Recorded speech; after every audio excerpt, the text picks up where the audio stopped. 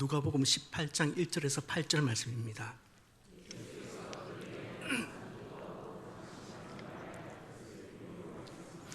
이르시되 어떤 도시에 하나님을 두려워하지 않고 사람을 무시하는 한 재판장이 있는데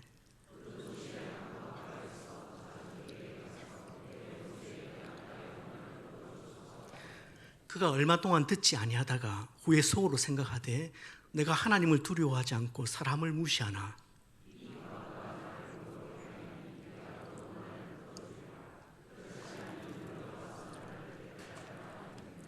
주께서 또 이르시되 불의한 재판장이 말한 것을 들으라.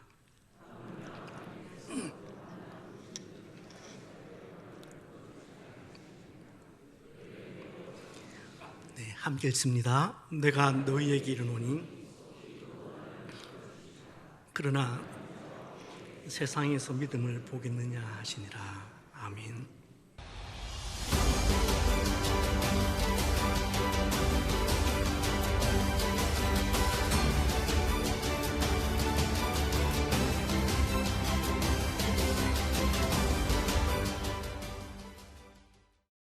카리브해에 위치한 도미니칸 공화국은 잦은 허리케인으로 해마다 큰 고통을 받는 나라입니다. 우리나라에서 이 나라에 최초로 파송된 선교사가 최광규 선교사란 분입니다. 그곳에서 아주 탁월하게 사역하신 분인데 교회도 물론이지만 그가 설립한 한도 초중고등학교, 한국 도미니칸 공화국 초중고등학교는 지금은 그 도미니칸 공화국의 명문 학교가 되었습니다. 이런 수고가 인정되어서 최광규 선교사님은 2014년에 제14회 언더우드 선교상을 수상합니다. 언더우드상은 한국 기독교의 초석을 놓은 그 언더우드 선교사의 정신을 기념하기 위해서 제정된 상입니다. 모든 것 위에 계신 하나님이라는 이 최 선교사님의 간증집이 있습니다. 그 책을 보면 그 도미니카 공화국에 시도 때도 없이 찾아오는 그 허리케인에 대해서 하나님께 해결 방법을 달라고 기도하는 장면이 나옵니다. 그때 최 선교사님은 함께 기도하면 되겠다, 그 생각이 불현듯 머리를 스쳐 지나갔다고 합니다. 그래서 엘리야를 도왔던 7,000명, 그러니까 바알에게 무릎을 꿇지 않았던 그 7,000명처럼 함께 기도할 동력자들을 찾기 시작합니다. 처음에는 7명으로 시작된 이 기도 운동은 이제 불일 듯이 번지기 시작을 했고 2009년 10월에는 정말 7,000명이 모여서 허리케인으로부터 이 도미니카 공화국을 그리고 그 국민들을 좀 보호를 해달라고 간절히 기도하기 시작했습니다. 그런데 정말 이상한 일이 벌어졌습니다. 발생된 그 허리케인이 오다가 소멸되어 버리거나 아니면 진로를 바꿔서 비껴나가기 시작하는 겁니다. 그러니까 함께 그렇게 했던 그 기도가 태풍을 멈춰 세운 겁니다. 도미니카 전역에 이 소문이 돌기 시작했습니다. 처음에는 다들 그 우연이지 그렇게 말들 했습니다. 그런데 기도 모임을 진행하는 몇 년 동안 정말 허리케인이 계속해서 이 도미니카 공화국을 비껴가는 겁니다.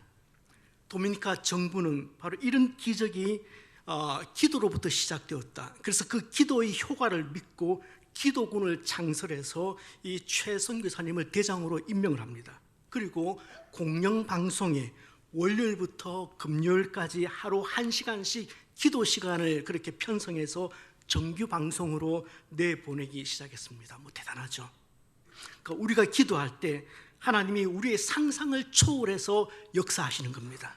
저는 우리가 기도할 때 우리의 상상을 초월하시는 그 하나님의 역사하심을 저와 여러분이 꼭 경험하기를 바랍니다. 그런데 이 예화는 우리에게 많은 위로를 주기도 하지만 그 못지않게 우리를 혼란스럽게 만들기도 합니다. 정말로 믿음의 사람들이 마음을 모아서 함께 기도하면 하나님께서 우리의 기도를 들으시고 응답해 주실까?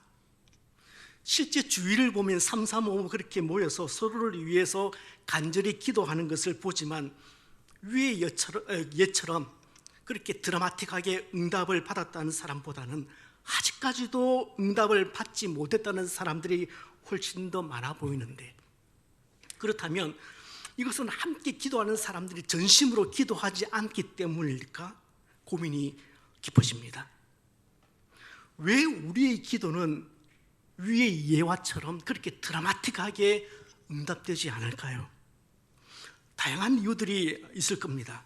어떤 분은 기도하는 우리 믿음이 부족해서라고 얘기합니다. 가장 간편한 대답이죠. 그럴 수 있습니다. 정말 기도할 때 우리가 믿음 없이 구하기도 합니다. 사실 주위에 기도한 대로 응답받는 경우를 잘 보지 못했기 때문인지 별 기대를 하지 않고 그냥 기도하는 경우가 허다합니다. 믿져야 본전이다. 그런 식인지도 모르겠습니다. 또 혹자는 말하기를 합심하여 진실된 마음으로 기도하지 않기 때문에 응답되지 않는다, 그렇게 말합니다. 단 두 사람이라고 할지라도 한 마음을 가지고 간절히 기도하면은 반드시 이루어질 텐데, 정말로 마음을 모아서 함께 기도할 기도의 동력자가 없다는 것이 문제이고, 더 나아가서 함께 모여서 기도해도 한 마음으로 기도하지 않고 그냥 모여 기도하는 그 자체의 의미를 두다 보니까 응답이 없다, 그렇게 말하는 겁니다. 이 말도 딱히 틀린 말은 아닌 것 같아요. 어떤 분은 하나님의 뜻대로 구하지 않았기 때문에 응답이 되지 않았다, 그렇게 말하기도 합니다. 이게 정확한 지적입니다. 하지만 이런 말을 들으면 100번 맞다 그런 생각은 하지만 어떤 경우에는 저는 좀 이런 억한 심정도 들어요. 아니, 그럴 거면 구태여 간절히 기도해야 할 필요성이 있나? 아니, 그냥 모든 문제에 당신의 뜻대로 이루어지이다, 그런 기도가 그냥 최상의 기도가 되는 것이 아닌가? 하나님, 저에게 이런저런 아픔이 있습니다. 이런저런 문제가 있는데 제가 많이 힘이 드네요. 그렇지만 이 문제에 있어서 당신의 뜻대로 이루어지기를 원합니다. 이 이상의 어떤 기도도 무의미하다는 생각이 든단 말입니다. 당신의 뜻대로 이루어지이다, 이 기도가 한편으로 생각하면 가장 고상한 기도인 듯 하면서도 또 다른 한편으로는 기도하며 매달리지 않는 그런 최상의 핑계일 것 같다는 생각도 듭니다.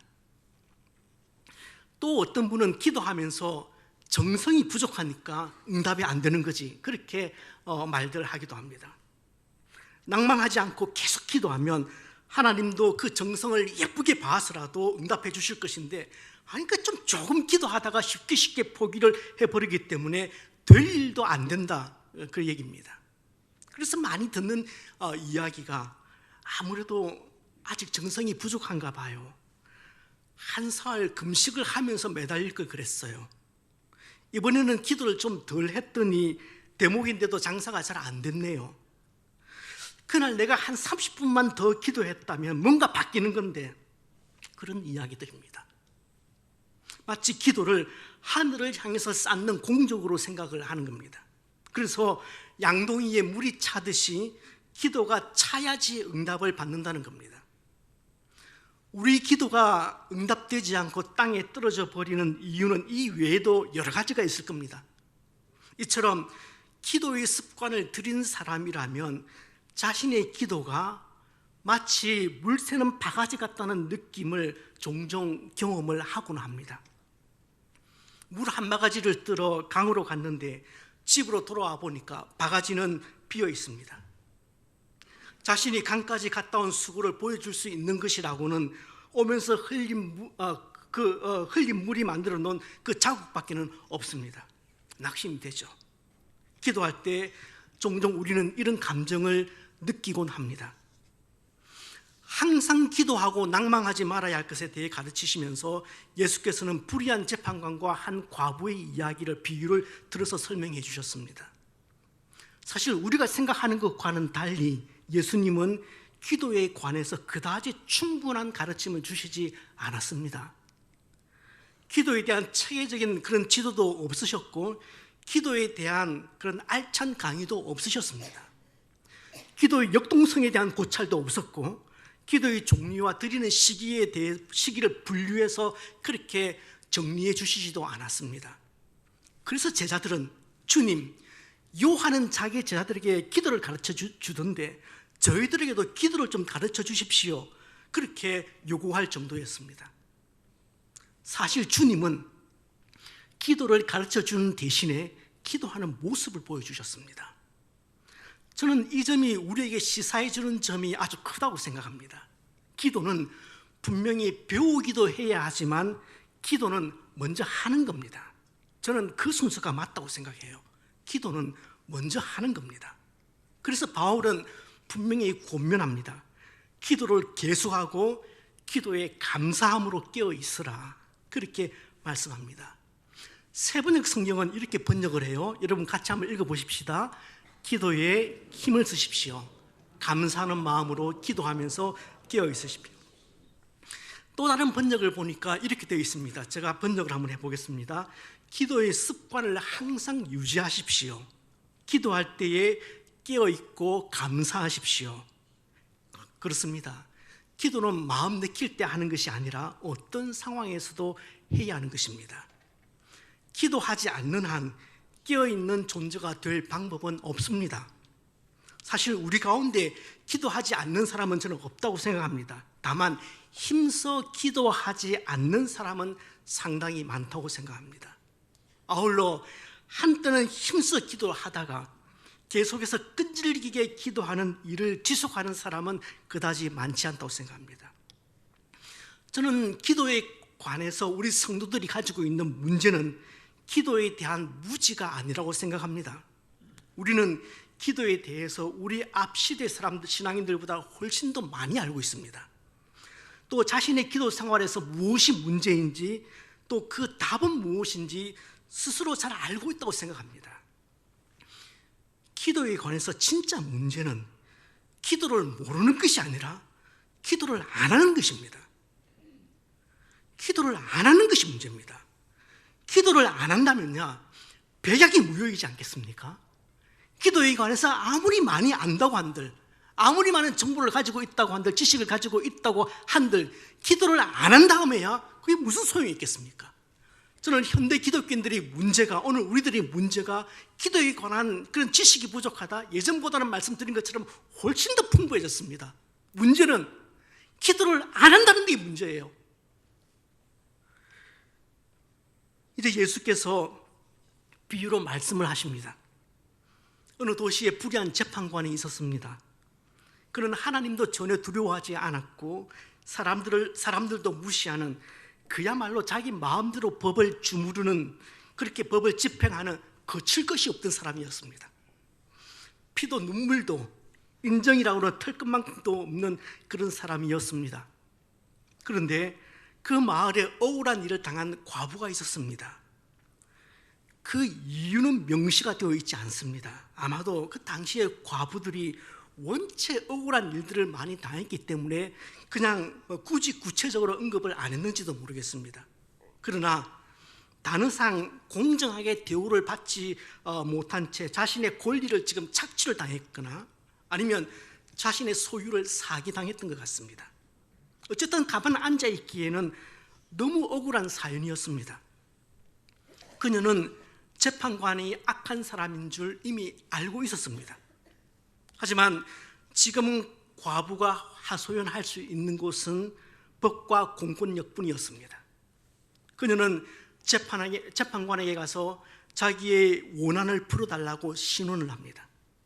어쨌거나 자신과 같은 사람을 보호해 줄 수 있는 것이 법이었고 그 법을 실행하는 것이 그의 일이었기 때문에 그녀가 할 수 있는 것은 그것밖에 없었습니다.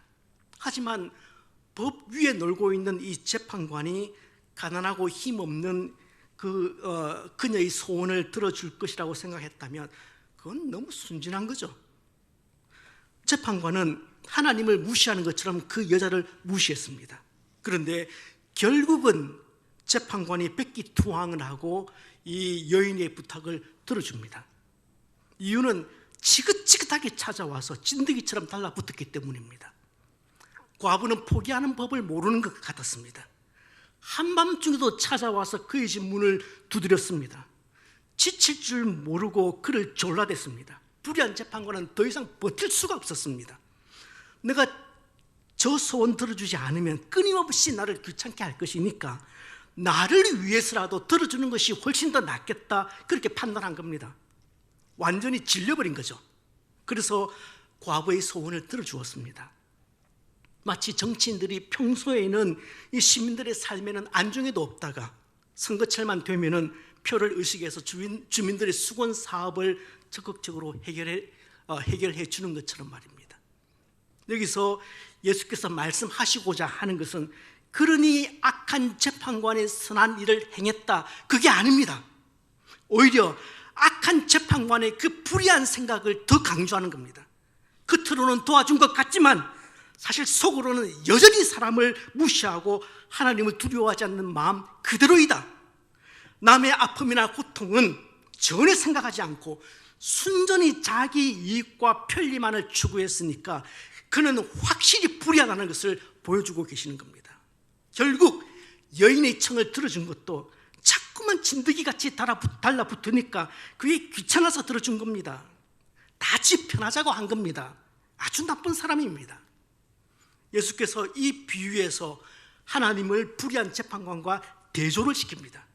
그래서 그렇게 불순한 재판관도 자신의 편리를 위해서 남의 소원을 들어줄 줄 아는데 하물며 하나님께서 성도들의 기도를 들어주지 않겠느냐, 그것이 이 비유의 내용입니다.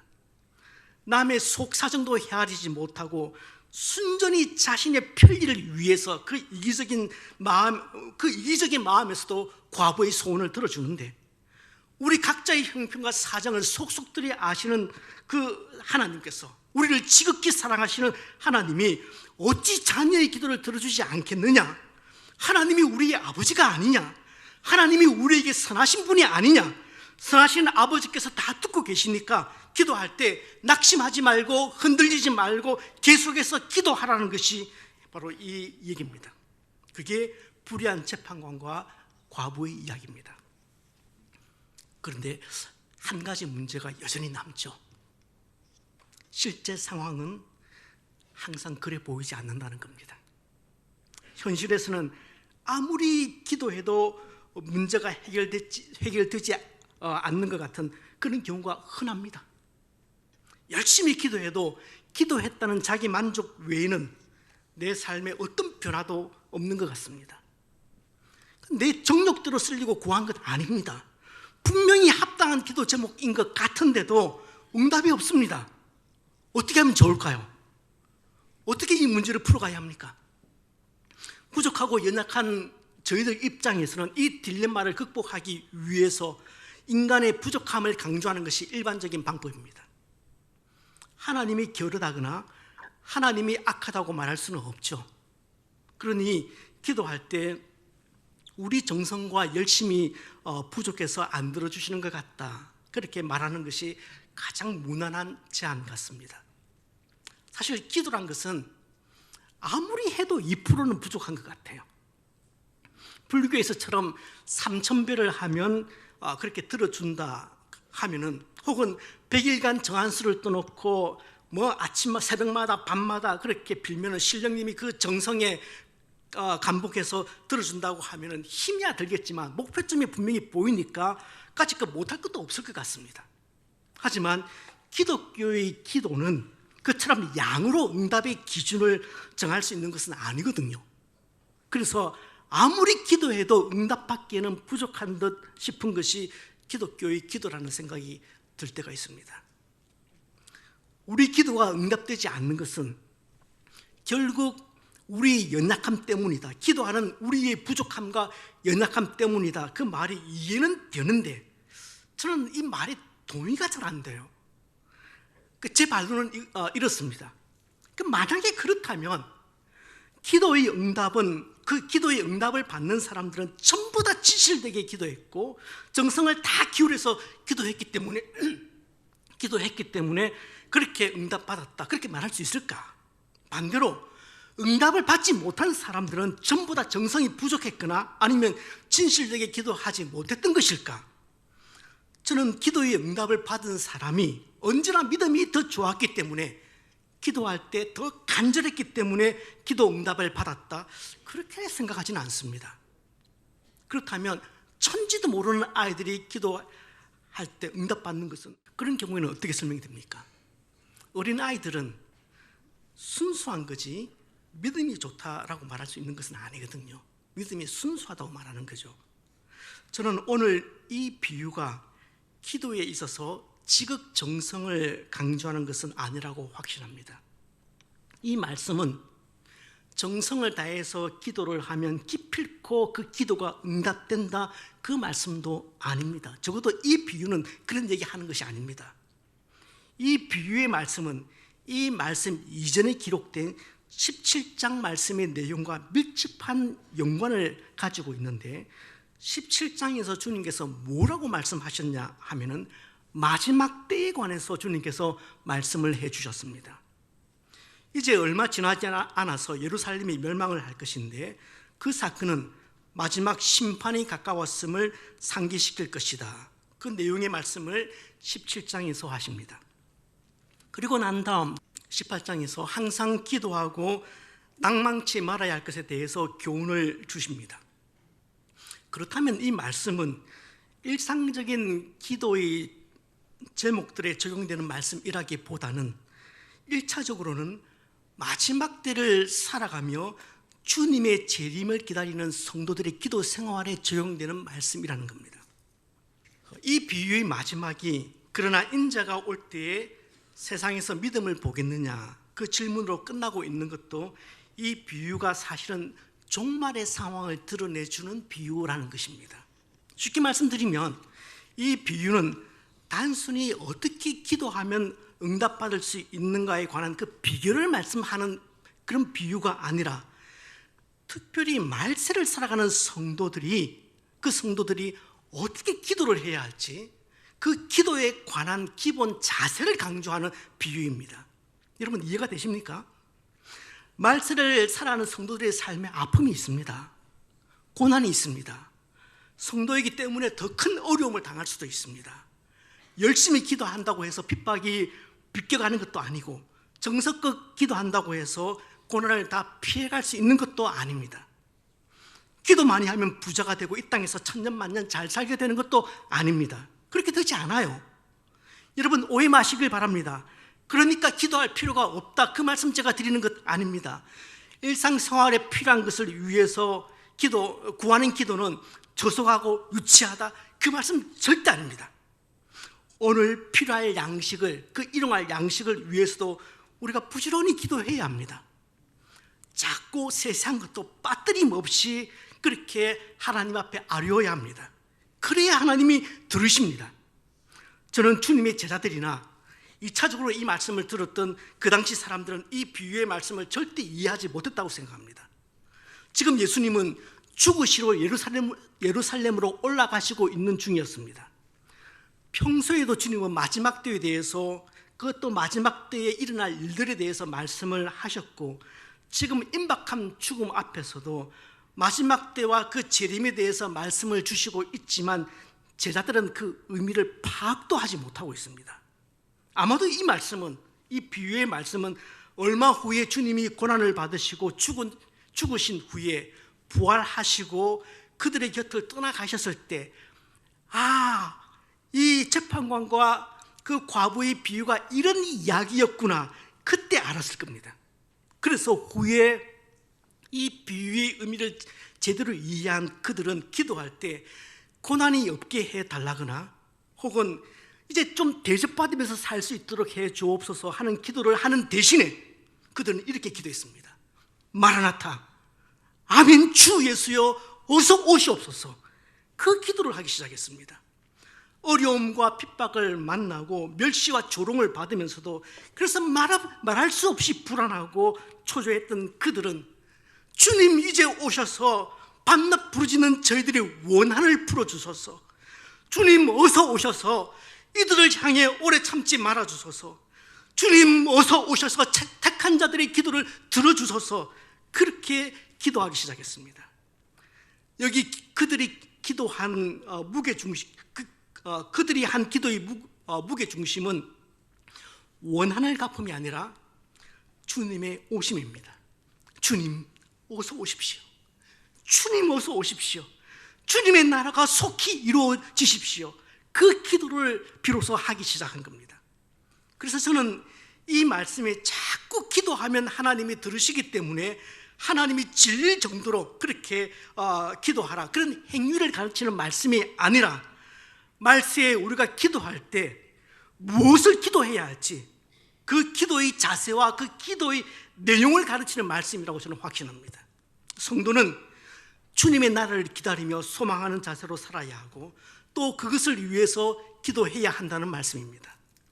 우리 민족은 세상 그 어떤 민족보다 열심히 기도하고 정성을 다해서 기도합니다.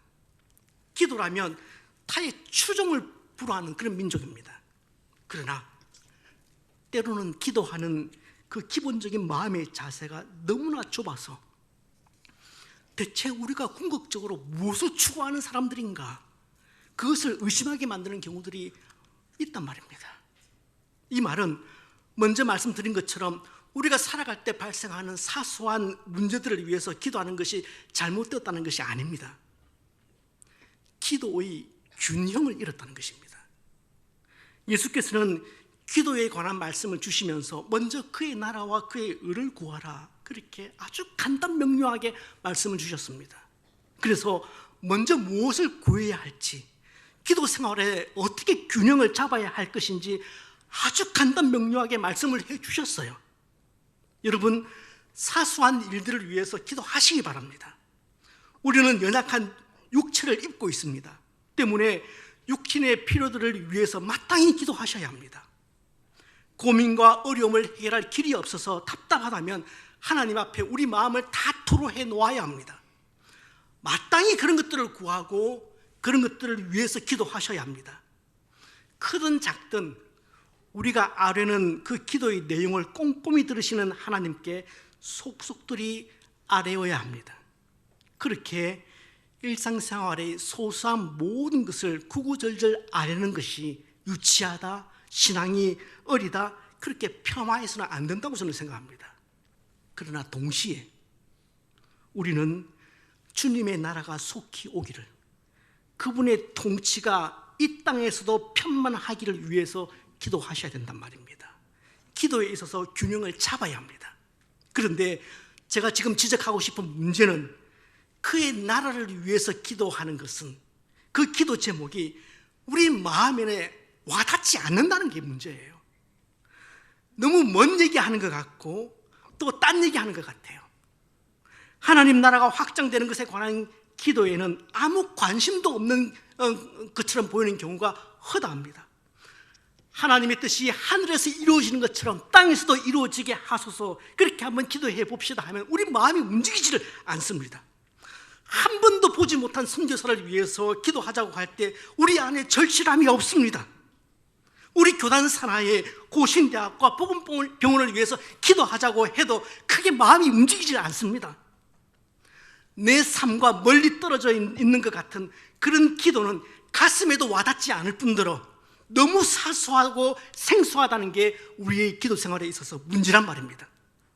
우리 기도에 그의 나라와 의를 구하는 부분이 반드시 있어서 기도의 균형이 잡혀야 하는데 그와 같은 것을 다 잊고 사는 것이 문제라는 얘기죠. 개인의 작은 문제를 두고 기도할 때는 가슴이 뜨거워지는데 이 땅에 이렇게 만연한 죄악과 이 황폐함을 보면서 우리 기도하자고 하면 그 기도 제목에는 조금 더 가슴이 움직이지 않는단 말입니다. 우리 기도가 균형을 잃고 한쪽으로 기울었다는 말이에요. 불의한 재판관과 이 과부의 비유를 통해서 주님은 왜 우리 기도가 응답되지 않을까 하는 문제보다 기도에 있어서 훨씬 더 심각하고 본질적인 문제, 기본적인 문제를 다루어 주고 있습니다. 예수님은 이 비유를 그러나 인자가 올 때 세상에서 믿음을 보겠느냐, 그 질문으로 끝내셨습니다. 이 질문은 믿음 있는 사람이 없을 것이다, 그 의미의 말씀도 아니고 내가 다시 올 때 믿음을 가진 자가 과연 있을까 없을까 해답을 요구하는 질문도 아닙니다. 오히려 그런 믿음을 볼 수 있기를 기대하며 성도들이 다시 한번 기도에 자신을 돌아볼 것을 촉구하는 내용의 말씀입니다. 그렇다면 주님께서 다시 오실 때 주님은 어떤 믿음을 보시길 기대하실까요? 기도한 대로 다 응답되는 그런 믿음일까요? 뭐든지 기도하면은 다 들어주신다고 100% 확신하는 그런 믿음일까요? 아닐 겁니다. 일상의 삶 속에서 주님이 오신다는 그 소망을 가지고 그 어떤 경우에도 낙심하지 않고 낭망하지 않고 그 나라를 바라보며 기도하며 사는 믿음일 겁니다. 뜻이 하늘에서 이루어진 것처럼 땅에서도 이루어지기를 바라며 기도하는 그 믿음을 주님께서 보고 싶어 하실 것입니다. 그럼 말씀을 정리하겠습니다. 불의한 재판관과 이 과부의 비유는 우리가 보통 생각하는 것보다 훨씬 더 근본적인 차원에서 기도와 기도의 응답, 그리고 기도의 자세에 있어서 균형의 문제를 다루고 있다고 봅니다. 이 비유를 통해서 지난주 설교에서는 소나무 뿌리를 뽑는 심정으로 매달리면 다 들어주시기 때문에 그렇게 기도하라는 것이 아니라, 하나님은 어떤 기도에도 귀를 기울이시고 들으시는 선하신 분이시기 때문에 어떤 상황 속에서도 성도는 낙심하지 말고 기도하시라고 말씀을 드렸습니다. 그리고 오늘 비유를 통해서 우리가 살아갈 때 발생하는 그 소소한 문제들, 먹고 마시고 잠잘 곳을 위해서 그런 일상적인 문제들을 가지고 기도하는 것이 잘못되었다는 것이 아니라 기도에 있어서 균형을 잃었다는 말씀을 제가 드리고 싶은 겁니다. 사소한 문제도 좋습니다. 먹고 마시고 잠잘 곳을 두고 기도하는 것 좋습니다. 자녀를 위한 크고 작은 기도의 제목도 좋습니다. 다 좋아요. 여러분이 가진 그 간절한 소원들을 하나님께 아뢰는데 게으르지 마시길 바랍니다.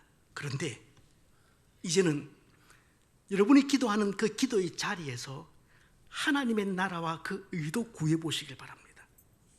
아픔 가운데 있는 성도들의 문제를 두고 기도할 때 저와 여러분의 마음이 좀 동하기를 바랍니다. 한 번도 만나본 적이 없지만 지금 이 순간도 복음을 위해서 산을 넘고 강을 건너는 그 이름 모를 분들을 위해서 기도도 한번 해보시길 바랍니다. 포탄이 떨어지고 있는 저 먼 땅 위에 그 소식을 뉴스로 들을 때 그냥 안타깝다고만 그렇게 말씀하시지 마시고 그 땅에도 주님의 통치가 속히 이루어지기를 위해서 기도해 보시길 바랍니다. 그런 기도의 제목을 듣고 우리 다 함께 기도하자고 할 때 내 코가 석자라고 마음의 문을 닫지 마시고 조금 더 넓게 기도해 보시길 바랍니다. 그런 균형을 이루지 못하면은 우리 기도는 늘 단란한 기도에서 그 기도에서 끝날 수밖에 없음을 여러분 아시길 바랍니다. 저는 저와 여러분의 기도가 조금 더 그 지형이 넓혀졌으면 좋겠고 균형을 맞췄으면 좋겠다 생각합니다. 나 자신을 위한 기도, 가족들을 위한 기도, 세세한 그런 기도하는 것 언제든지 주님은 기뻐하실 것입니다. 그러나 그에 걸맞게 나와 관련된 그 기도뿐만 아니라 하나님의 뜻이 하늘에서 이루어지는 것처럼 주님 이 땅 위에서도 이루어지게 하여 주옵소서. 그 마음이 간절해서 그런 기도 제목을 가지고 기도하자고 할 때 가슴이 뜨거워질 수 있는 그런 균형 잡힌 기도 생활을 여러분 한번 욕심내어 보시기를 바랍니다. 우리가 기도할 때 그런 부분에서 조금씩 자람이 있어야 되지 않겠습니까? 제가 다닌 고신대학교가 고신대학교면 어렵습니까? 지금은 이제 10몇 년 지나면 부산에는 대학이 하나밖에 안 남는다면서요. 부산대학 하나 남는다면서요. 이렇게 어려운 처지에 있을 때 정말 기도가 필요할 때 기도해 달라고 할 때 우리 교단이 운영하는 학교니까 우리 교단이 운영하는 병원이니까 우리 기도하자고 할 때 어떤 비판보다는 주님 저 학교를 저 병원을 좀 긍휼히 여겨 주옵소서.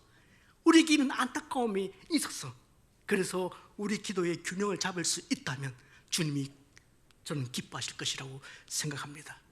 여러분 저는 오늘 이 말씀을 통해서 두 가지를 강조하고 싶습니다.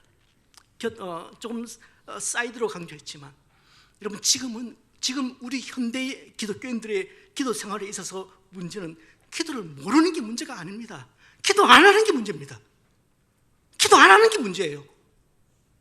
뿐만 아니라 오늘 이 오늘 이 비유의 말씀을 통해서 우리의 기도에서 좀 균형을 잡을 수 있도록 정말 내 삶에 관련된 작은 문제까지라도 하나님께 알려드리고 뿐만 아니라 이 땅에서 발견되어지는 숱한 기도의 제목들을 가지고도 함께 기도할 수 있는 그런 기도의 성숙된 자리로 주님이 초대하고 있다는 것을 여러분 기억하시고 저와 여러분의 기도 생활이 이제 올 해말을 지나고 또 새해 맞이할 때 더욱더 넓어지고 깊어지기를 주님의 이름으로 축복합니다.